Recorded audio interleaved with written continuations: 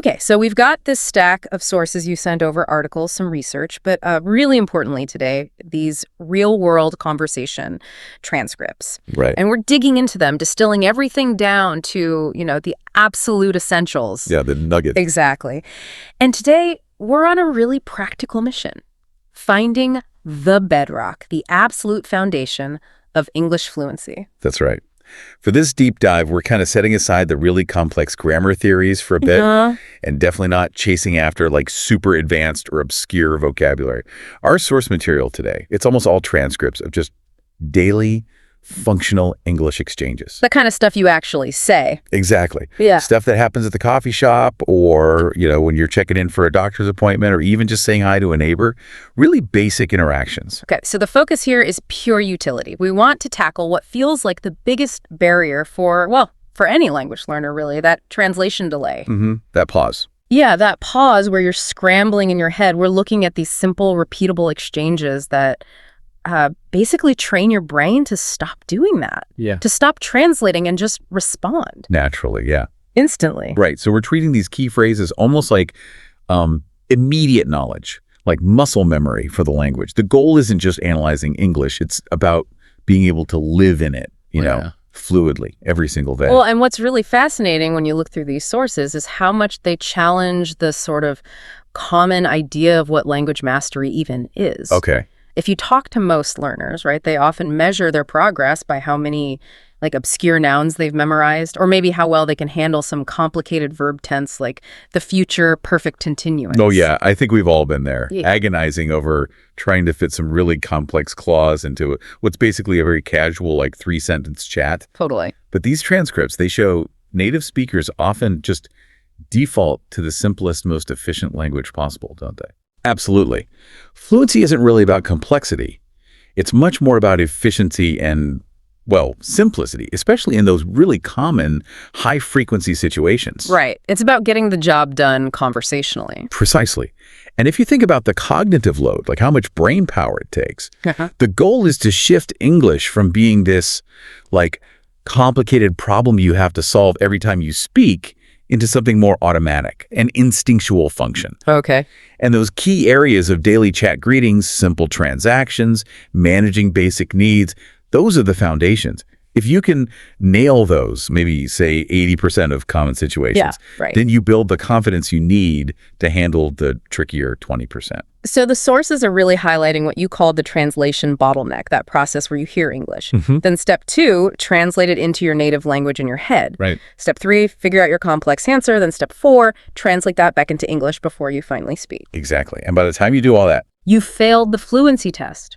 Even if the answer is grammatically perfect, that delay, that's what we want to get rid of. And that delay, it creates hesitation, doesn't it? Yeah. And hesitation often leads to anxiety. Yeah, definitely. And the data we looked at shows that the most confident speakers, they're the ones using simple structures, but using them consistently. Okay, so it's less about being perfectly correct all the time. Well, correctness is important, obviously, but the focus shifts more towards conversational consistency. It's about training those neural pathways. So when you hear a common question, the common functional answer just flows out automatically. So it's moving from just knowing the theory Right. to actually being able to use it functionally. Like if I use a simple phrase 10 times a day, every day, it becomes instinct. Exactly. But if I only study some complex grammar rule once a month, it just stays as intellectual knowledge. It doesn't become conversational instinct. Precisely. The big takeaway from our sources here is that consistency really does trump perfection every single time. Yeah. Every conversation, doesn't matter how short, asking for the time, saying thank you to the barista, sending a quick text. It's like a little workout for your fluency muscle. Okay.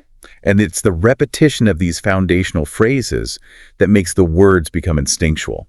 It eliminates that really costly mental step of translation. That makes perfect sense. And it sets us up nicely for where to start. If we want to build this muscle memory, we should probably begin where the day begins. Yeah. At home, in the morning, right? The morning routine.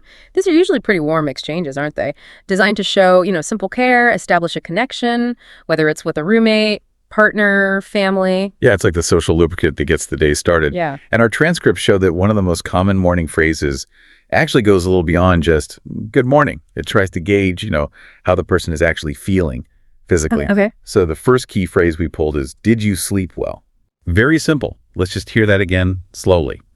Listen to the structure, that past tense. Did you sleep well? Did you sleep well? Now, that might seem super basic, right?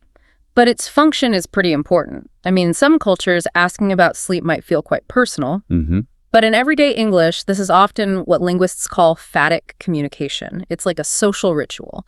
It shows interest, shows care, opens the door for maybe a little more conversation, but it's not usually expecting like a deep medical report on your night. That's exactly right. And often, even if the answer is, no, I didn't, the conversation might move on quickly. Yeah. The typical expectation is often just a simple, yes, I did. How about you? Right, that reciprocation. Yeah. The sources show the whole exchange is usually quick, positive, and just affirming. Okay, so here's a typical example exchange we found in the material. Listen for that simple back and forth. Good morning. Did you sleep well? Pause. Yes, I did. I feel much better. How about you? Simple, effective. Now, once you've done the greeting, the next thing that often comes up is expressing a basic need or how you're feeling inside, often related to energy or maybe hunger. Makes sense. So key phrase 2 is perfect for this. It expresses that common feeling of needing a boost. I think I need coffee to wake up. Yeah. And notice the subtle language there. I think I need, instead of just bluntly saying I need. Right. It's a small thing, but it's a useful linguistic nugget.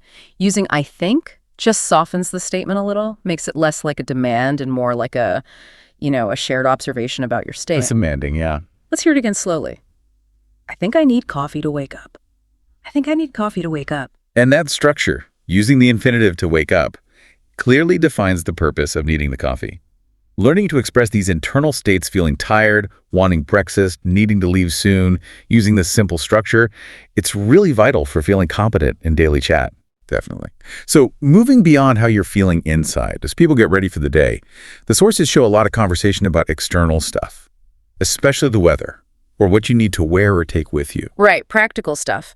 So we've got a set of functional questions here that kind of drive the day's expectations, often using that future marker going to, like, key phrase 3, is it going to be cold today? Or maybe, do I need an umbrella? Exactly. And these aren't just questions asking for facts. They're really tools for getting advice or information that's going to affect what you do. Okay. And the answer often brings in a modal verb like should, or it might just be a direct statement about the forecast. Let's listen to an example. See how the question leads straight into advice. This is a great structure to practice understanding. Is it going to be cold today? Pause. Yeah. It's a bit chilly. You should wear a jacket. Pause. Yeah, and the key nugget there is understanding the use of should. So you're practicing not just asking, but also recognizing and understanding that simple, direct advice structure. Got it.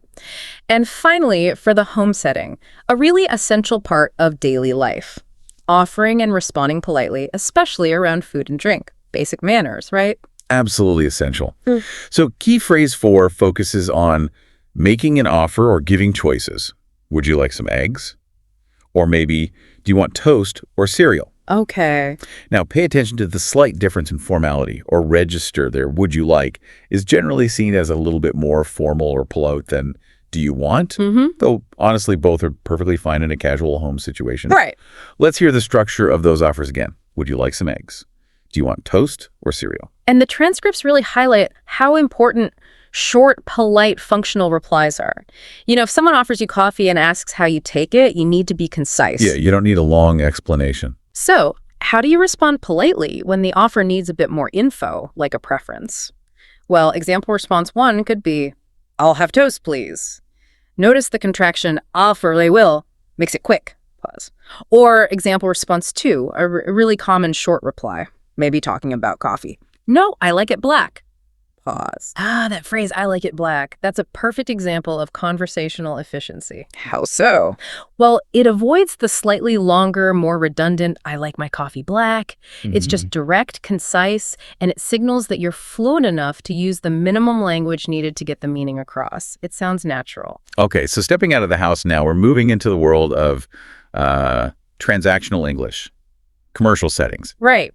And the stakes feel a bit higher here, don't they? Yeah, because clear communication is needed to actually achieve something, get the product or service you want.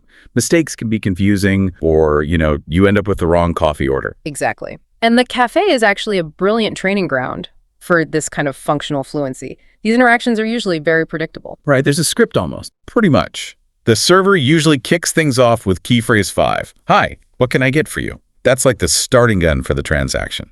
Okay. And then key phrase 6 is the customer's turn, placing the order. And this is where you said register or politeness level really matters. Yes. The phrase we see most often in the transcripts is, I'd like a cappuccino, please. Or maybe, can I have a medium latte? Right. Let's really focus on that subtle language choice. Listen again. I'd like a cappuccino, please. Can I have a medium latte? So the linguistic nugget here is that use of the conditional I'd like, which is short for I would like. Our transcripts show that while you could say I want a cappuccino, and it's grammatically correct, It sounds a bit rude. it can be perceived as too blunt. Yeah. Maybe a bit demanding in a service situation. Using the conditional form I'd like just softens the request. It makes it polite, slightly deferential, which is generally the expected way to talk when you're a customer. That's a really critical distinction. So even though I'd like is technically a bit longer than I want, it kind of buys you social points, politeness. Exactly. Social currency. Now, what happens if the server needs more information? Right, like size or temperature. Yeah. They'll often use key phrase 7, which is usually a simple choice question. Would you like it hot or iced? This forces you, the customer, to state your preference clearly. And the response should be quick, definite, often just echoing the word they used, hot please, pause. And this is also where we see the need for quick, specific modifications. The sources often show learners getting a bit stuck when asked about, say, milk type or size adjustments. Right. Fluency here means having those specific little phrases ready to go. Make that decaf, please, or with oat milk, please. So it requires knowing that specific vocabulary, coffee terms, and being confident enough to sort of jump in quickly. Exactly. Interrupting the standard flow just slightly. Okay, so the order's placed. How does the transaction wrap up smoothly? Key phrase 8 is the universal signal, really, that the customer's request part is finished. Right. The cashier will ask, anything else? That's a super high-frequency way to check if you're done ordering. And the standard polite closing from the customer is just as short and sweet. No, that's all. Thank you. Pause. Yeah.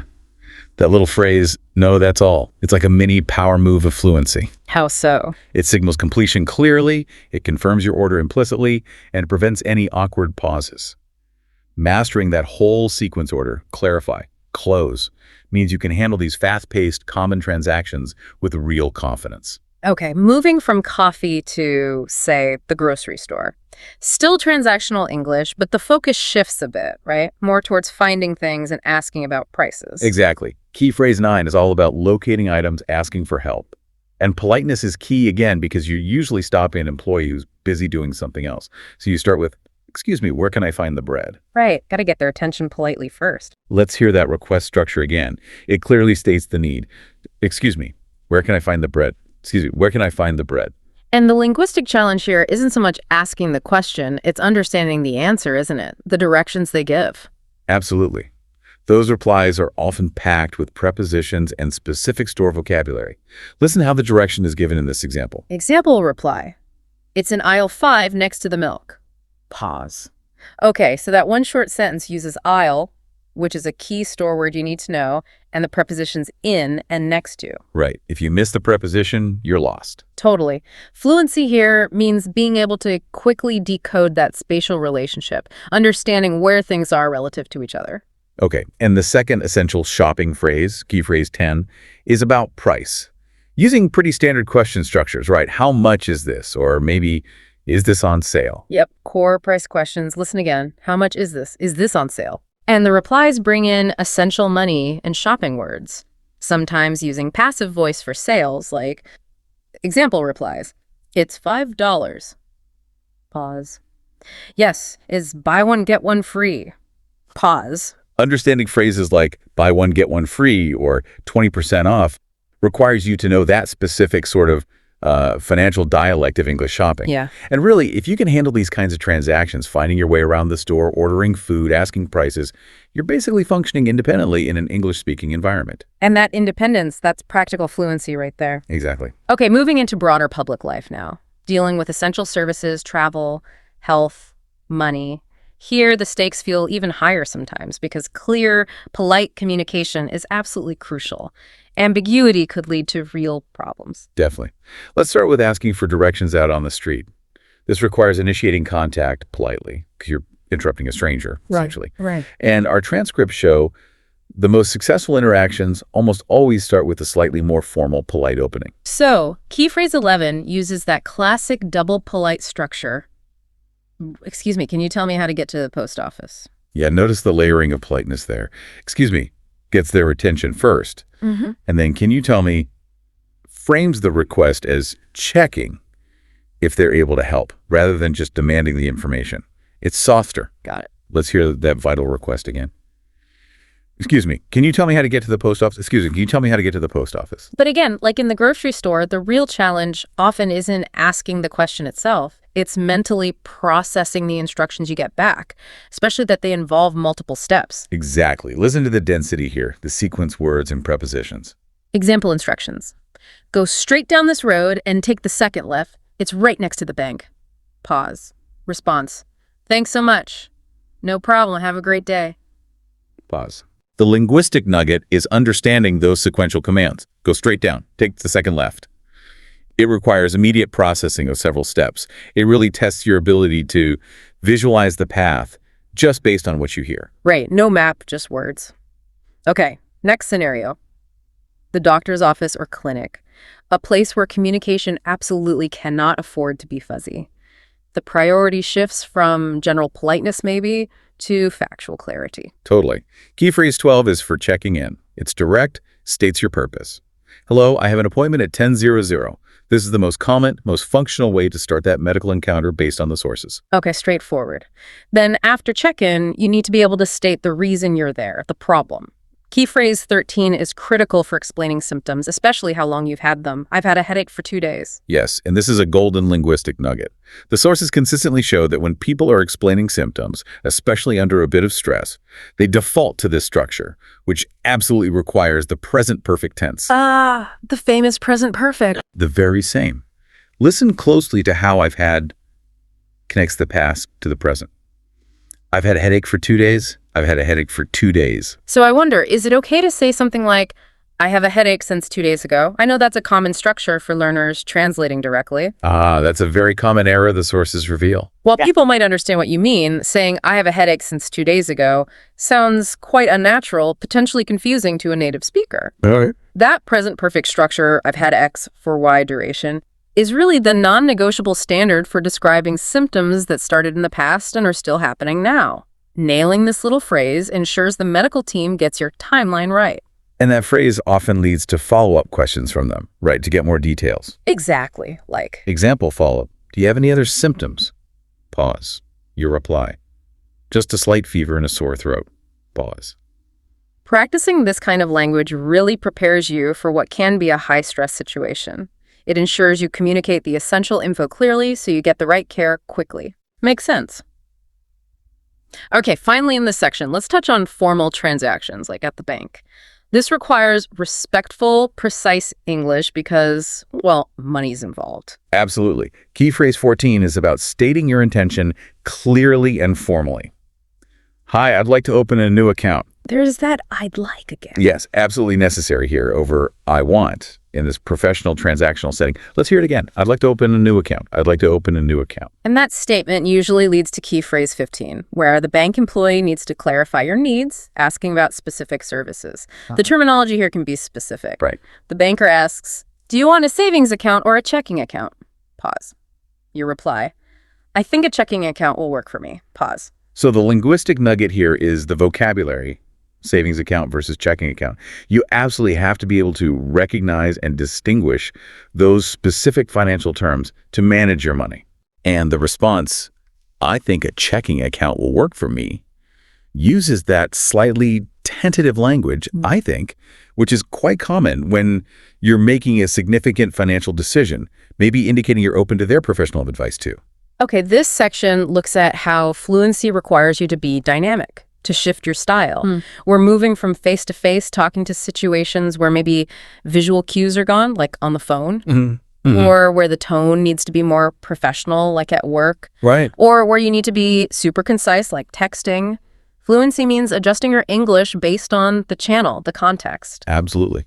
And phone calls, well, they're inherently more challenging, aren't they? You lose all the body language, the facial expressions. You can't easily gesture for clarification. Yeah, you rely purely on the words. Exactly. You need absolute verbal clarity, and you often need specific structures to confirm understanding.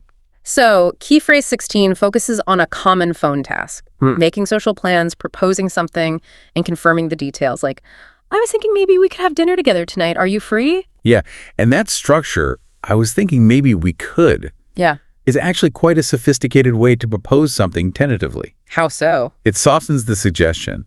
It gives the other person a really easy way to say no if they're busy, without it feeling awkward. It's not a demand. It's just floating an idea. Okay, less direct. Let's hear that full proposal again. It's quite complex, but very natural.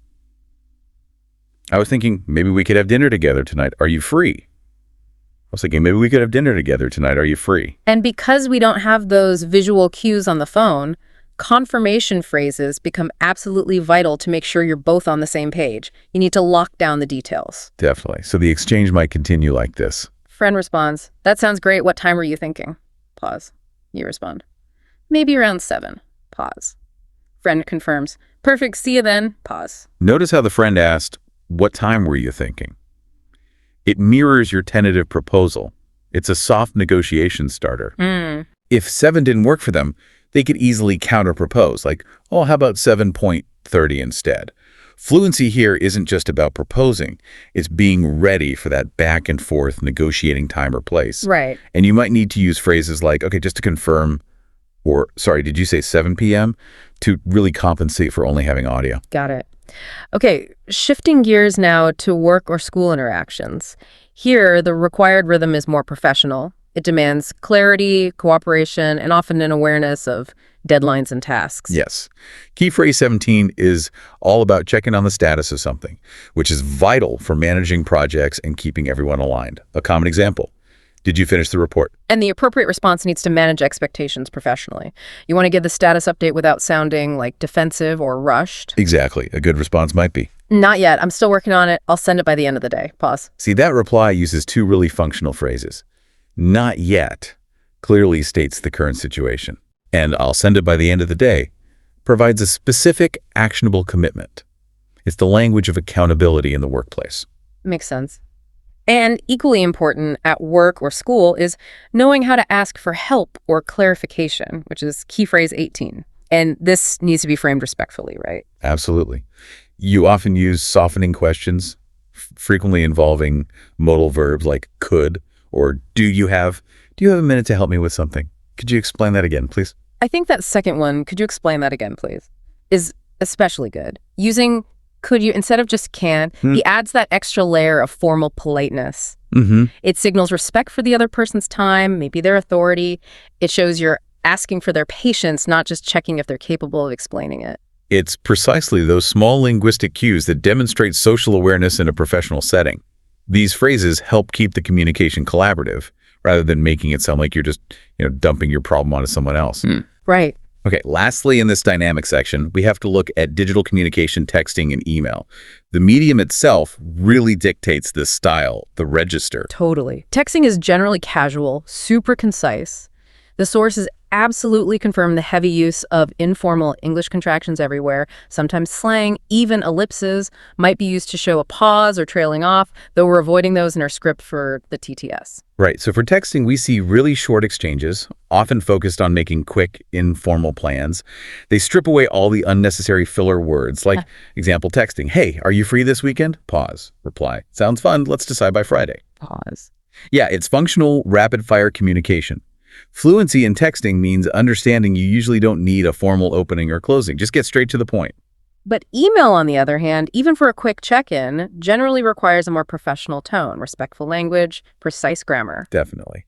The key phrases here are often about respectfully checking information or confirming details, using a formality that's a sharp contrast to texting, for instance. Example email. I wanted to check if the meeting is still scheduled for Thursday at 2 p.m. Pause. Reply. Thanks for confirming. I'll be ready with the presentation. Pause. That ability to switch seamlessly from the, hey, what's up vibe of a text to the more formal, I wanted to check if, of an email, that's a real sign of advanced practical fluency. Yeah, it shows you've truly mastered understanding social and professional context and adjusting your language accordingly. Okay, this final section takes us beyond just getting things done, the transactional stuff. It focuses on using English to build deeper connections. Right, the relational side of language. Exactly. This is where fluency involves showing emotional intelligence, expressing empathy, showing appreciation, and managing how conversations end gracefully. Okay, so let's start with expressing concern and offering help. The transcript suggests that genuine concern often starts with an active question. It shows you're actually engaged with the other person's problem. Like, imagine a friend tells you they've lost their keys. Right.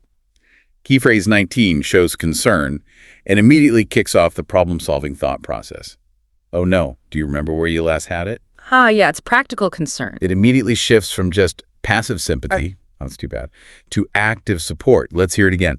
Oh no, do you remember where you last had it? Oh no, do you remember where you last had it? And that kind of action-oriented concern often leads naturally into offers of help, or maybe someone offers you help, like offering to run to the store for you if you're busy. Yes.